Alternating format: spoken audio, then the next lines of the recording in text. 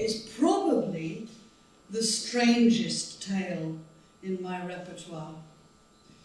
It is, I believe, a traditional story from Tanzania. I only heard it told once. It was one of those stories that burrowed into my head, and I had to rush off and make notes afterwards, and I've told it ever since. Also, I need to tell you, this story does not have a conventional ending. Be prepared.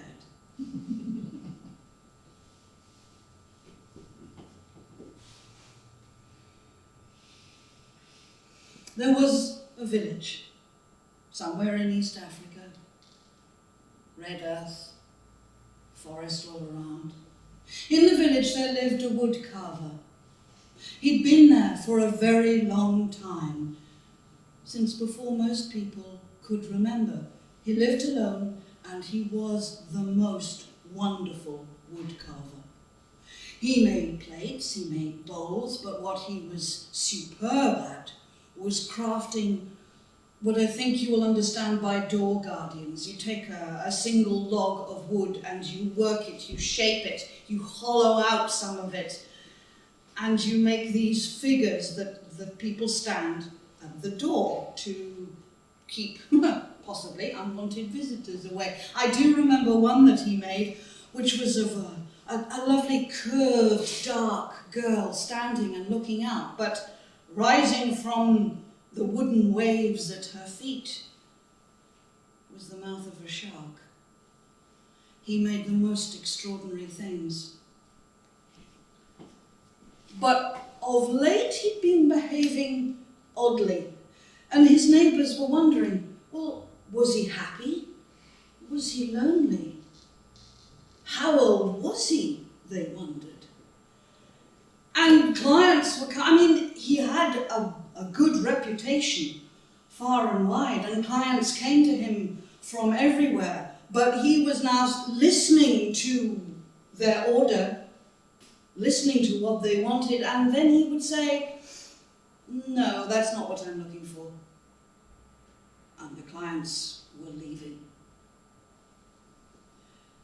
The other thing he was doing that really worried his neighbours is he was going off alone into the forest. He was walking off into the bush wearing flip-flops and tatty old shorts tied up with string, and all he took with him was his digging stick and the knife that he used to work the wood. Now, you've all got a knife like this at home. It's the one that's been in your kitchen drawer for umpty years, and it's almost worn through the blade.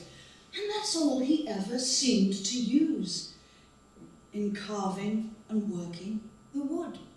Nobody understood it. Nobody understood how he survived out there in the bush. I mean, there were lions and leopards and African hunting dogs and things that bit you and stung you and poisoned you. And then there were rhinoceroses, I don't know, those big things with horns that stomped on you, or a giraffe that would kick you into the middle of next week. But nothing ever happened to the woodcarver. And then one day he brought home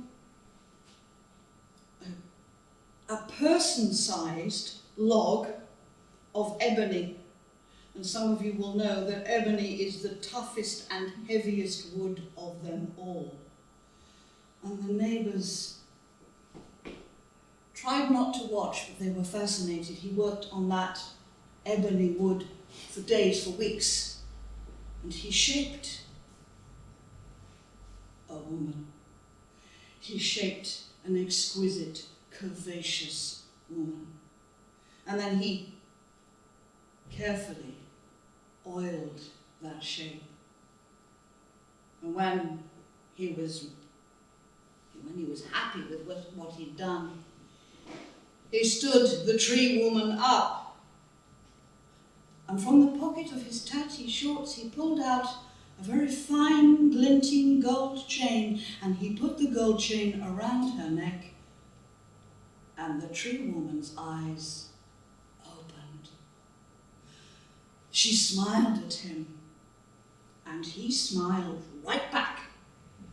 There was a wedding, Everyone was joyously happy for the woodcarver and his tree woman wife. And now he was back working all the hours, wanting to keep his wife in the manner to which he wanted her to become accustomed.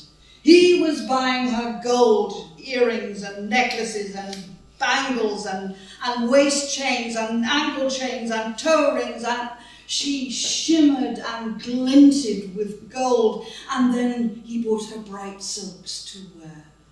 She was so lovely. One day, the woodcarver was negotiating some work with the servant of a warlord who had his compound up near the city. The servant couldn't take his eyes off the woodcarver's wife. And when the servant returned to the warlord's compound, of course he blabbed about the gorgeous woman he'd seen. 3 nights later, jeeps roared out of the dark into the village, and then there was machine gun fire and floodlights, and the villagers crawled out of the back of their huts and fled into the forest. When they came back in the mists of the next morning,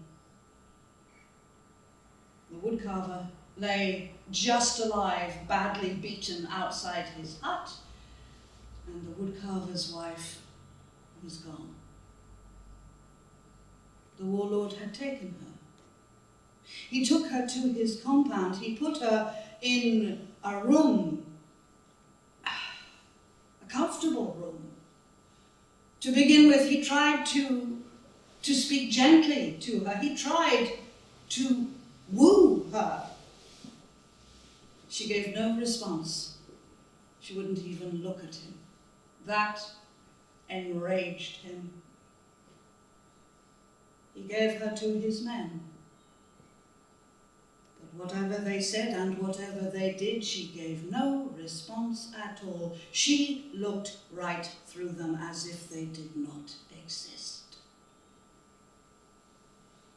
One morning the warlord let himself into her room, and his heart leapt inside him because she was standing there smiling. And then he saw she was not smiling at him. She was looking out of the window. There was someone at the compound gate. Someone at the compound gate, not trying to come in, but just standing there and chanting. It was the woodcarver. It was her husband, and he was chanting up at the window that she was looking out of. He was calling up, "The woman is yours, the gold is mine, give it back.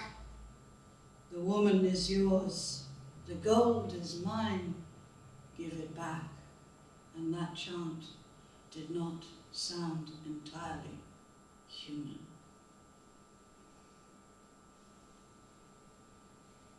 The tree woman was taking off her jewelry. She took handfuls of gold and hurled it out of the window to land in the red dust at the woodcarver's feet. She took off all the bangles and bracelets and chains and threw them back to her husband. Was there a smile on her face? She came to the last glinting fine gold chain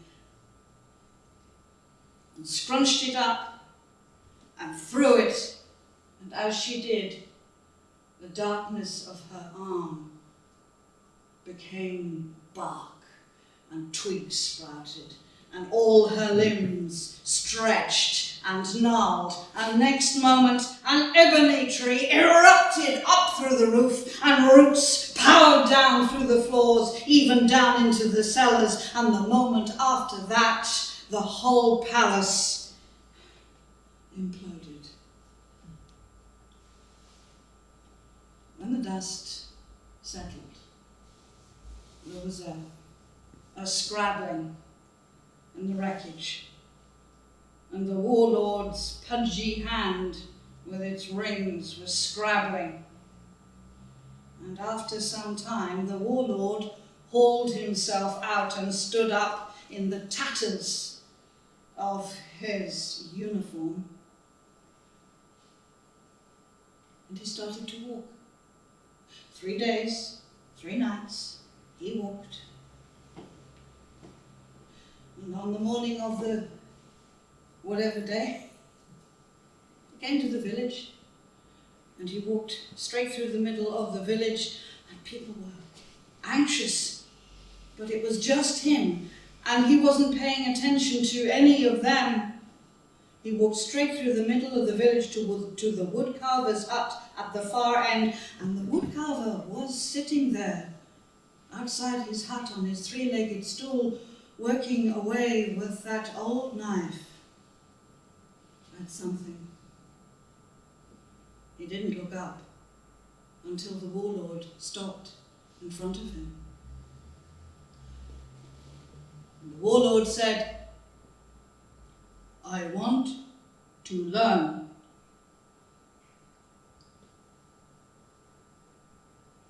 "Please, I want to learn." Then the woodcarver looked up at him, looked him in the eye, took his woodworking knife, turned the knife over and held it out, hilt first. The warlord took the knife, tucked it into his belt, and turned and walked away into the forest, alone.